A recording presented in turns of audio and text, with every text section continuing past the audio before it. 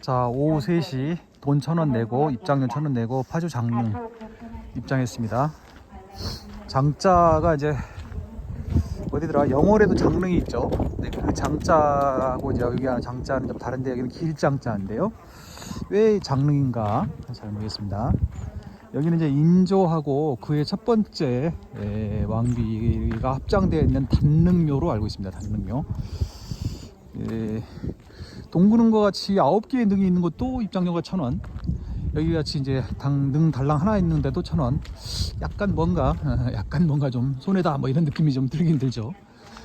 뭐 그건 그렇고, 지도 저게 지금 제실이 같은데 지도에 보면 제실이 한참 안에 들어가 있는 것처럼 표시가 되어 있던데 여기서 보니까 그렇진 않네요.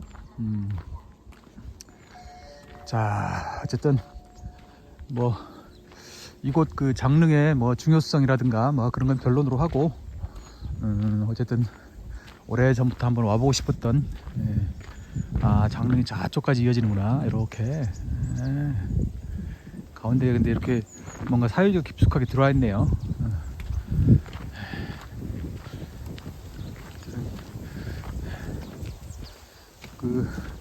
뭐 중요성이라든가 뭐 역사적 의의 같은 그런 변론으로 하고, 오래 전부터 한번 이렇게 와보고 싶었던 곳을 이렇게 탐방을 하니까 참 좋습니다. 뱀 출몰 지역 관람로에 뱀 출연할 수 있으니 주의하시기 바랍니다. 어쩌면 이제 그 능의 어떤 그 뭐라고 해야 되나, 어떤 이제 그 품격이라든가 뭔가 좀 독립성, 뭔가 약간 그런 면에서는 이렇게 또 따로 있는 게 더 그럴싸하게 느껴지기도 하지요. 이렇게 이제 같이 모여 있으면 마치 무슨 뭐 요즘 같은 개념으로 말하면 뭐 테마파크 같은 그런 느낌이 들기도 하고, 어쩌면 거기가 터가 좋아서 많은 돈을 쓰고 있는 것인지도 모르겠습니다만, 어쨌든 간에 이제 인조는 반정을 통해서 왕이 되긴 됐는데, 그의 정치는 사실 그렇게 인기가 없죠. 특히 후세 사람들에게는요. 보니까 뭐 왕이 무려 26년이나 있었던 것으로 되어 있는데, 반정 자체야 뭐 광해군이 하도 폭정을 일삼아서 뭐 그때까지는 거기까지는 좀 정당성이 있었는지 모르겠으나, 그 뒤에 이제 지나친 혁명 반청 정책으로 인해서 나라를 아주 그냥 엉망으로 만들어가서 삼전도에 굴욕을 당했고요. 뭐 그거 외에도 과히 그렇게 뭐 좋은 정치를 베풀었다라고 하기에는 좀 어려운.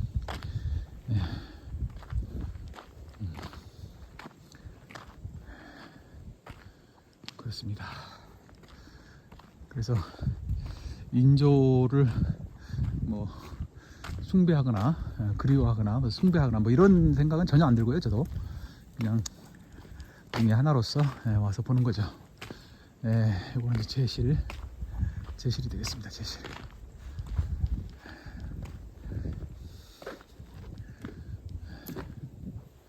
제실 뭐 그렇게 특별한 의미가 있는 것 같지는 않고요. 이것도 다 이제 지금 상태를 보면 최근에 이렇게 복원하지 않으면 이렇게 될 수가 없죠.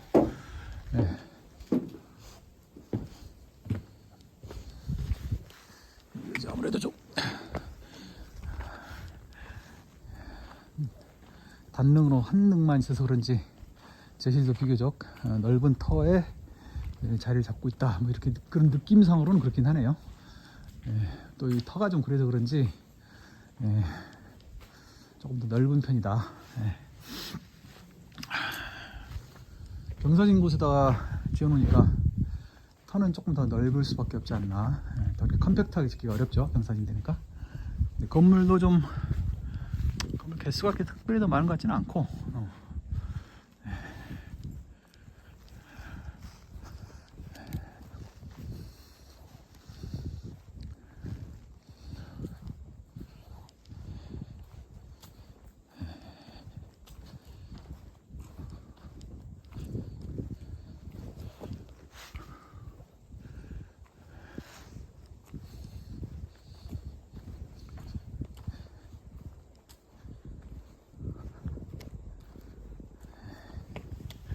제실은 뭐 그냥 이런 정도 보는 것으로 충분하지 않는가 그런 생각이 듭니다.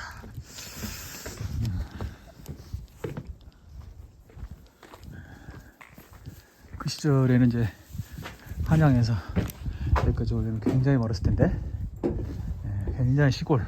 지금 개념으로 하면 뭐 거의 뭐 대전은 더 가는 거고요. 대전이 뭐예요? 거의 뭐 남해안 정도. 시간 감각으로는요. 좀작살나무. 또 좀작살이야. 자, 제실은 뭐 이 정도로 보는 걸로 하고요. 나무가 좀 그럴싸하네. 이거 얼마나 터가 좋길래 인조는 여기까지 나가려고 와서 그렇게 능을 썼을까요? 네. 하여간 인조의 정치는 그렇게 뭐 이렇다 할 칭찬받을 만한 것이 못 된다고 아까 말씀드렸었는데, 국제정치의 어두운 사람들을 참 문제죠.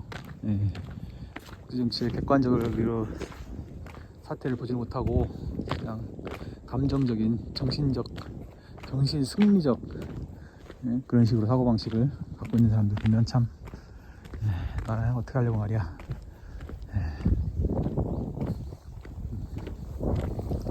뻔히 보이는데 말이죠.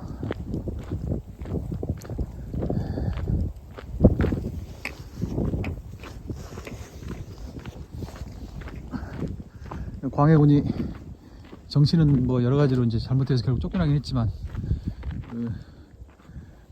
외교 문제라든가 그런 부분에 관해서는 그가 옳았다는 거죠. 파주 운천리에 능을 조성했는데, 해서 1649년에 쌍능으로 능을 일단 조성했으나 피해가 있자 거의 뭐 82년 후에 이쪽 자리로 옮겼다. 그래서 쌍능이 합장능으로. 근데 여기 보니까 지도에 보면 이렇게 물길이 형성되는데, 이게 물길이 계속 있을 수가 없는데, 위치상 인공으로 물을 흘러내리지 않으면은 물길이 있을 수가 없죠. 계속 물이 흘러갈 수가 없죠.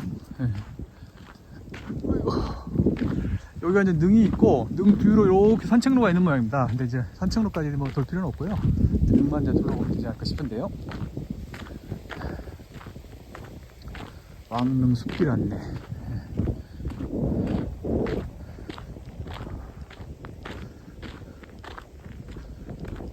소요 시간 약 40분. 뭐 걸을 수 있다면 뭐 좋긴 한데, 저는 뭐 많이 걸어서 이렇게 왔기 때문에 어차피 이 숲길을 다시 걸을 필요는 없다. 이렇게 해서 저 뒤로 돌아서 이렇게 올 수 있는 좋은 길인 것 같습니다. 다음번에는 몰라도 최소한 이번에는 뭐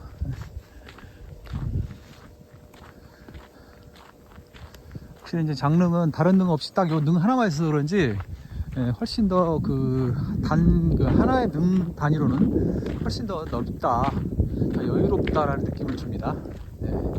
예를 들어서 이제 서운릉이나 동문릉도 뭐 굉장히 넓은 부지에 펼쳐져 있기 때문에 뭐 협소하다 이런 느낌이 들지는 않지만, 그래도 이제 능들이 막 이렇게 가까운 거리에 밀집해 있으니까 약간 그런 그 압박감 같은 게 느껴지거든요. 밀집감 같은 게 느껴지는데, 여기는 이제 그런 게 없으니까 한가하게 더 여유롭게 느껴진다. 이렇게 이제 물길이 있었던 모양인데, 저 위 산세로 봐서는 뭐 물이 많이 내려오기가 좀 어려운, 거의 건천일 것 같은데요. 비가 와야 뭐 물이 좀 흐를 정도의 이렇게 물길을 만들어 놨을까 그래. 물이 지금도 조금씩은 있네. 굳이 이게 물길이 필요했나 보죠. 이렇게 해서 배수를 했나? 근데 그 높이도 얼마 안 되고 물이 그렇게 많을 것 같지는 않은데요, 제가 보기에.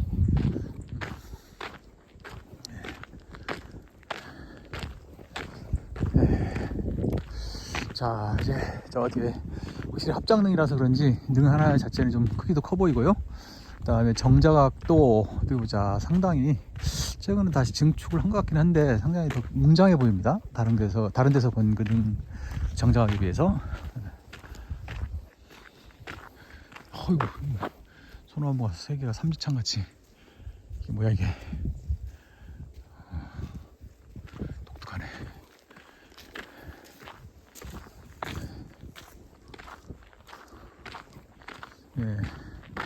글쎄, 지금 정자각도 한눈에 봐서 그렇게 오래되지 않은 전에 이제 다시 손을 본 것이 분명한데, 어쨌든 크고요.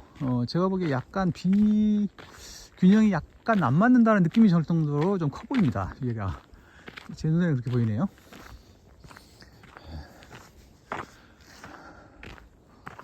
자,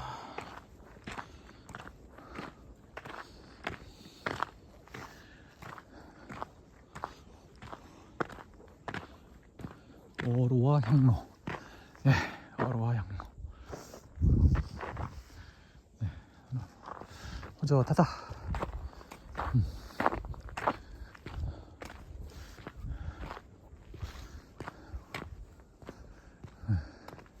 글쎄, 다른 곳에보다 훨씬, 이건 아마 근데 그 건물 하나만의 이미지, 하나 건물 자체에서 드러내는 이미지 외에도 이쪽에 이제 이 주변의 형상이 조금 더 그런 인상을 더 덧붙여 줄 겁니다. 그러니까 뒤에 봉우리가 높지 않아서 그 뒤에 있는 그 이제 그 능의 그 언덕이 그 정자를 누르지 않고 있거든요.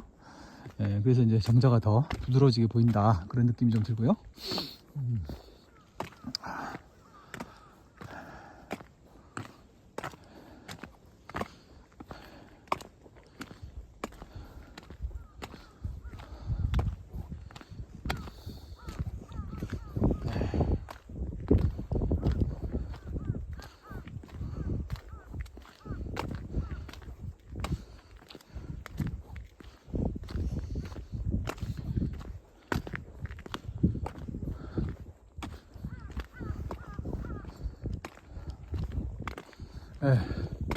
능도 이제 구경을 많이 다니니까 둘러보는 것도 그냥 약간의 그 패턴화가 돼가지고요.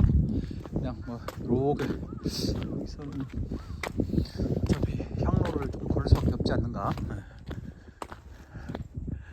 확실히 이제 합장능이라 능 하나의 크기는 제법 커 보이죠. 여기서 보이는데도. 그 대신에 이제 언덕은 별로 높지가 않습니다. 어떤 데 보면 막 저기 위에 있고 막 이러는데 여기는 그렇진 않죠. 지세 자체가 그러니까 뭐 어쩔 수 없는 거긴 하죠.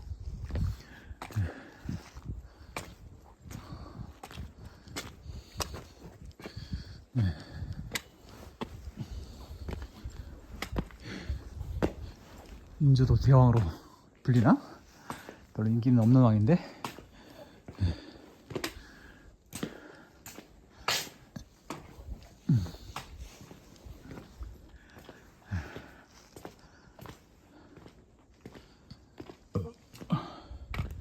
비공개 지역입니다. 들어가지 마세요. 네, 합장능이라 그 능에 비해서는 앞에 있는 이제 그 비석들은 그렇게 커 보이지 않고요. 상대적으로 그렇게 복잡해 보이지 않습니다.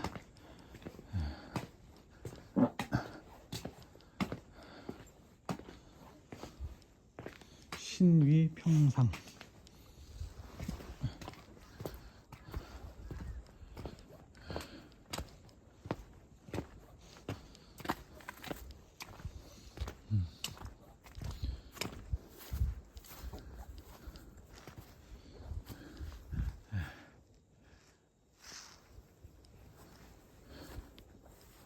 장릉 비문, 조선국 인조대왕 장릉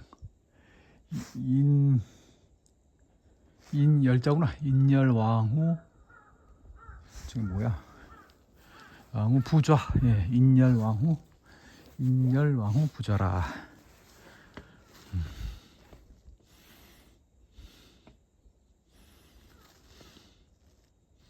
능양군에 공해졌고 개년에 왕이 올랐다. 제위 27년, 나이 55세, 42세 때 1635년 숭정 때 1635년 숭정 몇 년이라는 왜 의뢰년 안 나와. 네, 그렇군요. 예, 이제 여기가 언덕이 그렇게 높지 않고 여기도 그렇게 경사가 심하지 않고 거리도 그렇게 긴 편이 아니어서 막상 와보니까 큰 능이라기보다는 좀 단촐한 능이라는 그런 느낌이 드네요. 네.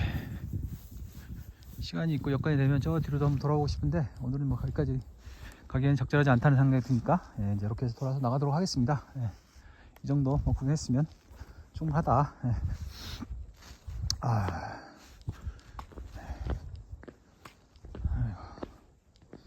자, 이렇게 해서 2024년 올 한해 뭐가 내일 또 걸을 수는 있지만 일단은 북한산 38회, 그 다음에 이제 그 외에 다수의 걷기, 북한산 도봉산을 제외하고는 이제 산은 크게 다른 데는 많이 걸은 적은 없죠.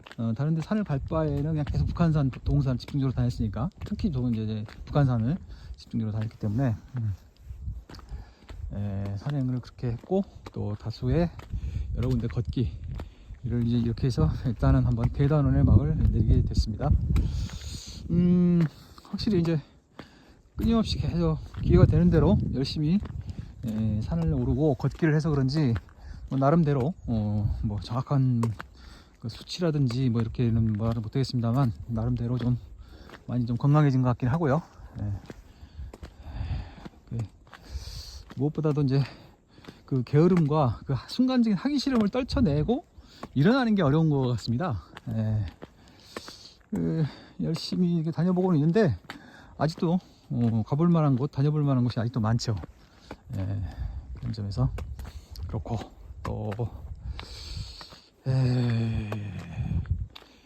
그 영상 만드는 문제에 관해서도 계속 좀 고민은 되고요. 내용도 조금 더 이제 다각화를 해보려고는 하는데 그게 아직은 좀 쉽지가 않습니다. 특히 올해 2024년에는 회고해 보면 저한테 좀 개인적인 저한테는 참 힘든 일들이 좀 많아가지고요. 영상 다각화는 생각만 하고 그렇게 힘을 많이 기울이지 못했다. 그럼에도 불구하고 또 그러한 조건 하에서는 꽤 많은 분들이 꾸준히 봐주시고 계셔서 참 감사한 마음이죠. 오늘 이제 비교적 마지막이고 해서 좀 여러 가지 아이템을 하루에 다루려다 보니까 저도 좀 힘이 벅차네요. 일단 또 이렇게 마무리하고 또 필요 가능하다면 내일 또 잠깐 또 짧게 걸으면서 더 생각을 한번 해보도록 하겠습니다. 네, 자, 장릉 탐방을 이렇게 마칩니다.